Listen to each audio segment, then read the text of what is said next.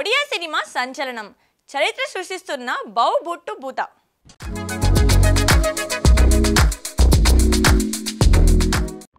Odia cinema ఇండస్ట్రీలో సరికొత్త చరిత్ర సృష్టించింది. బౌ బుట్టు బూత కేవలం 2.5 crores బడ్జెట్తో తెరకెక్కిన ఈ హారర్ కామెడీ డ్రామా 13 రోజుల్లో 13 కోట్ల గ్రాస్ కలెక్షన్స్తో బాక్సాఫీస్ను షేక్ చేసింది.